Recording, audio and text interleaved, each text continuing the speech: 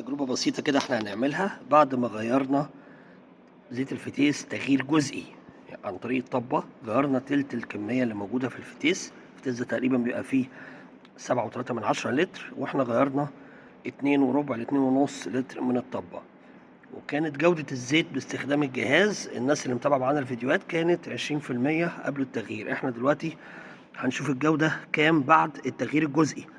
والناس اللي متابعه معانا عارفه ان انا ناوي اعمل فلاش للدوره كلها، بان هغير تغييرتين كمان، بحيث ان يبقى كميه الزيت كلها اللي موجوده في الفتيس اتغيرت، بس تغيير بطريقه علميه وبطريقه بطيئه وبطريقه تدريجيه، بحيث انك نحافظ على الفتيس ونضمن ان ما يحصلوش اي تشوك.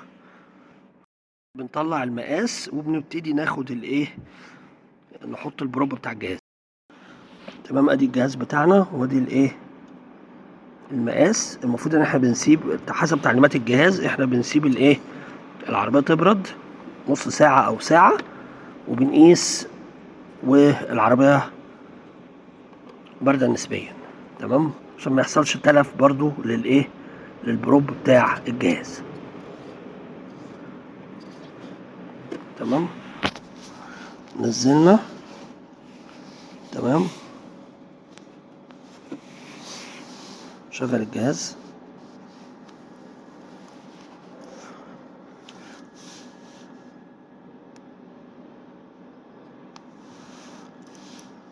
شغل الاضاءة بتاع الشاشة.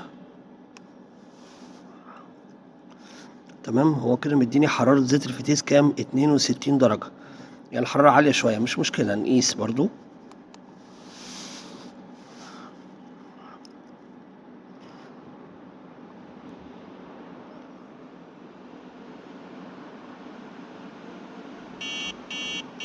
كده الزيت نسبته 40%، يعني المرة اللي فاتت كانت 20%، ارتفعت ل40. احنا محتاجين نعمل تغييرة كمان او تغييرتين عشان ابقى واضح وصريح معاكم. وانا قلت لكم ان انا بعمل تغيير جزئي، انا ما رضيتش افك الكارتيرة وافك فلتر الصاج وانزل كمية الزيت ايه اللي موجودة، اللي هم ال4 لتر ونص. وكان ده برضو هيبقى مش كل الكميه اللي موجوده في الفتيس. فانا قررت ان انا، عشان انا كنت ماشي كيلومتر 62,000 فهو عالي شويه، والمفروض ان انا اغير عند 40 زي ما قلت لكم، ده افضل شيء. ولو انت بتقرص تغير عند 30. فانا عشان كنت ماشي كيلومتر عالي شويه فقلت اغير تغيير جزئي، فانا غيرت عن طريق الطبه بس، ما رضيتش افك الكارتيره. فنزلت 2 كيلو ربع، وهعمل ان شاء الله تغييره كمان ونقيس تاني مع بعض. كده الجهاز ده دقيق بنسبه 100%.